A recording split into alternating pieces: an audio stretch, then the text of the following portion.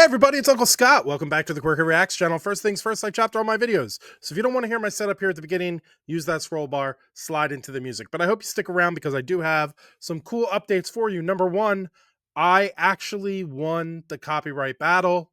I can't believe it. Probably neither can you.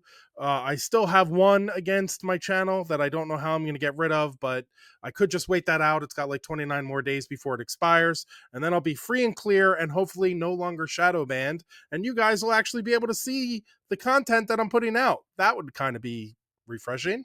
So I'm very excited about that. It also means that I'm going to be able to try to like appeal some of the decline disputes that I've got out there. Unfortunately, all the money that was made from when I first uploaded them is gone. I can't get that back, but you guys know that's not why I do the channel. It will help me in the future, though, be able to fight these things more readily if you guys subscribe. So please subscribe because apparently the more numbers you have, the more seriously YouTube takes you. I thought I would do something a little different today, only in the fact of I hadn't planned on doing more from this artist. And from the thumbnail, you know that it's Token. And I wasn't going to do more because I heard the one with Ren. I thought it was really dope, but I just wasn't, I don't know. It didn't register to me that like, oh, maybe I should go spin off and check out more of his stuff. Then I saw today, and check this out. I think this is pretty dope, that he is #1 in the iTunes charts for top 40 US hip hop albums. Here, I'll make it bigger for you. Check that out. Like, first of all, he's in front of Kendrick, which, I mean, also seeing Beastie Boys License to Ill on this chart right now is giving me hope that humanity is not lost, because that album is like my OG. It's the first hip hop album I ever owned. I had it on a cassette tape because I'm very, very old. But that gives me so much love for this world. Anyway, how dope is this? This guy just put this out, and he's an independent artist, and he's above all these people who have labels. That's just dope. So I thought, there is a song on this album of I'm Not Supposed to Be Here called Not Supposed to Be Here. There's an official music video for it. So I say we do it. I thought that would be like a really cool thing to check out, since this guy, accomplished something here. Here it is. I just think it's so cool. I also think it's kind of meant to be because the name of the song is Not Supposed to Be Here. So it's kind of like an independent artist isn't supposed to be there. He's not supposed to be at the top of the charts. So I figure, let's check him out. Let's check him out together.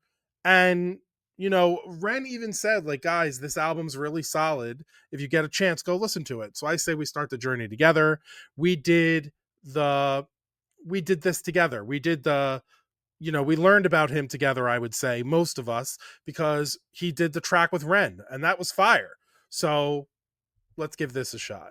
So here we go. This is Not Supposed to Be Here from Token, who everybody calls Toke for short. I was looking on Instagram at his post about hitting like the top 10, and everyone's like, so well deserved, dude. All your years of work are paying off. So like, this guy's been around. It's kind of like Ren, where they've been around for a really long time. No one knows about them until we start bringing them into the limelight. So that's what we're going to do. Let's get it. Never too different. Yeah. Alright. Yeah. At 13, I joined Cyphers in Boston. I took the train. My first time out the North Shore before touring to fame. Surrounded by these black and Spanish dudes, mid or late 20s. They could tell I lived a sheltered life, they still chose to respect me. I was timid, they were braver. I was spit, but they were better. Talking about much realer things, dead friends and gang pressure. I would just rap about rapping, but they still were never haters. Hugging my mom when they met her, told her son's gonna be major. My dad wasn't the bravest, so I looked up to those dudes as real men, my motivation. We're more talented than me, they set the bar that I was chasing. Fast forward, I'm the only one who made it. Now I'm not supposed to be here. Yo, so first set of lyrics already. I love that he's a storyteller, man. He's a storyteller like we like Ren to be, and like so many other good rappers are. Also, on a personal note, like, so I grew up in Trenton, New Jersey, and I was definitely like the only white kid for like 20 square blocks. It was insane. My age, and I learned to ball down there. That's why I got half decent at basketball. Is because I just was like, in that environment, you just pass and you become such a good passer because you're setting everybody else up, and then they want you to keep playing because you never take a shot. You're always dishing. But one of the things that I also did is I would hang out with those guys afterwards, and some of them would do these kind of circles where they would just spit, and I would just listen. Like, I would just hang out and listen. And the only reason I was accepted into the group to be there to listen was because I had just finished playing ball with them. And you'd be amazed at how they spit, how their rhythms, how they come up with the stories. I learned so many curse words that way. And like sexual things that I didn't even know. Like, I was young. I was under 16. But I'm just saying, I learned a lot from those rap sessions. But I think it's just so cool that he's paying homage to that to start off this song about how he's not supposed to be here. But if you listen to what he just said, all those guys in his circle were like, "You're gonna make it, bro. You're gonna do it." And so it's like other people believing in him to give him the confidence to get to where he is now. I love that we're doing this today, and I just showed you that he hit top 10. Like, he hit number 1, not top 10. He hit number 1. That's just so dope.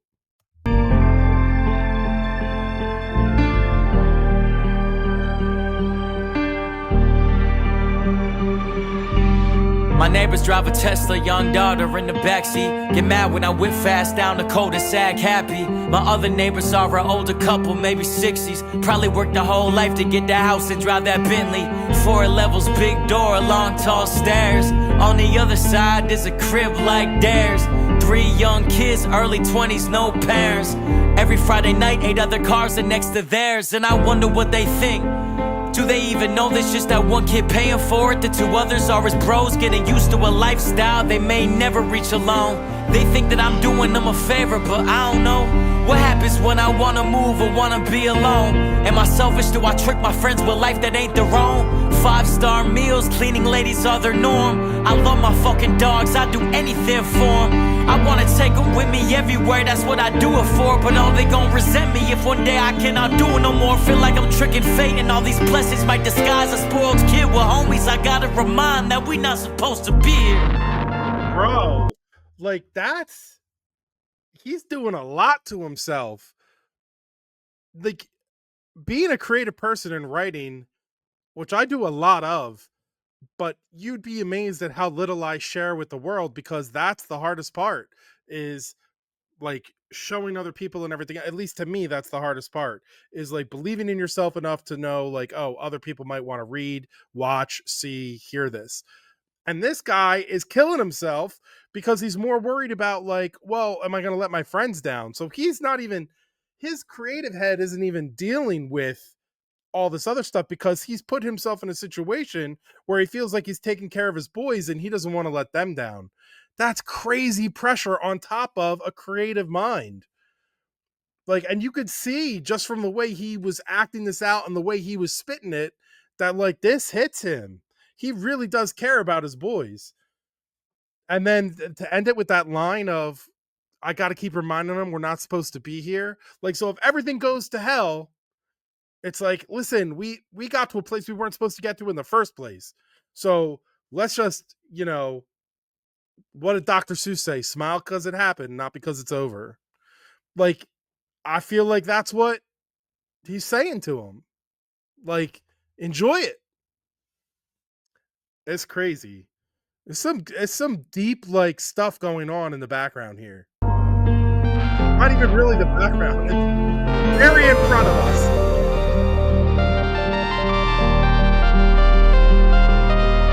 It could be just coincidence or maybe fate planned it. The house that I moved into with my money from Atlantic was my dream house, till I realized where I got the dream from. It looked exactly like my best friend's house in 7th grade, the same house I used to steal from. When he was out of town, I used to break it with my older friend and look around and take anything of value that I saw.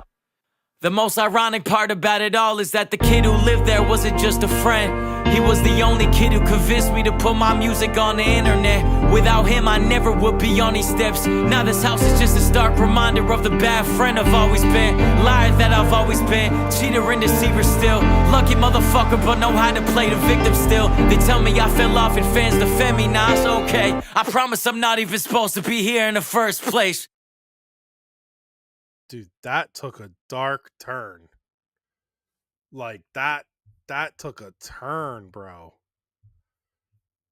And did you ever give back to that guy? Like your friend? Because if you didn't, he knows now it was you. Because you don't like help somebody out like that, even if you guys aren't cool anymore, and not at least listen to his music when he hits it. That was crazy. Yo, he's definitely a storyteller. And that was really cool. I think, him getting his flowers now, it seems to be pretty well deserved. And that track with Ren was fire. I mean, and we all know, we can all hear like the little Ren sprinkles on it, especially when you compare it to what I'm listening to here. But this was more raw and intentionally raw, because he's giving you his raw nerves, his raw emotions. Like everything's a live wire in this song. What I mean by that is everything, like any topic that you touch there could set him off emotionally, because it all came from like real places. That's crazy. I really dig the vibe of how he did this, uh and how he kind of is like letting everybody know, like, I know where I come from. And I didn't realize how similar his arc was to Ren, that he signed with a label, and then I guess he I don't know what happened where he lost the label. I don't think he got sick like Ren did, but something happened where he's not with Atlantic anymore, because I know that he's independent on top of the charts today.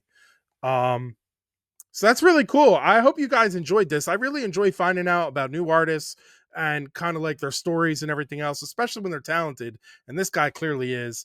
Don't forget to leave a comment of more stuff you want me to react to. Hopefully, the channel will start its upswing again, and you guys will be seeing my content more now that I've started to settle some of these issues that I was having.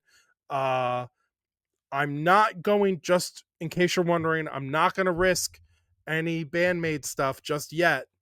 I want to like make sure some of my stuff is going through, but then I will get back to it. The video that posted yesterday, which I'm recording this on a Thursday, so it'll be 2 days for you by the time you see this. That video that posted, it's with Crystal. It's what's it called? It's called Endless something, right? Endless Story, which is a bandmate song. Endless Story, that video was meant to be post a month ago. It was meant to post on May 20th, and then it got basically deleted from my YouTube, uh like taken down because of everything that happened. But then because of everything I fought and everything else, when it came back, they just published it. So that's why that ended up being your video yesterday. But I'm glad it's back, and I'm hoping that I can put back up. I had to take down a Love Bites song that I really, really enjoyed. I want to try to put that back up. So we're going to resurge this, guys. I can only do it with you, though, so I really appreciate the support. I really appreciate all the kind things you guys have been saying. Seriously, it means a lot. And let's get musical. You know what I'm saying? This stuff gets me going every single day when I do it, so I really appreciate you. I hope you're having a great week. Your week is probably wrapping up. We're getting into the weekend. Summer weekends are coming. Enjoy the weather. Enjoy yourselves. Enjoy your lives. Don't wait for life to be easy to be happy.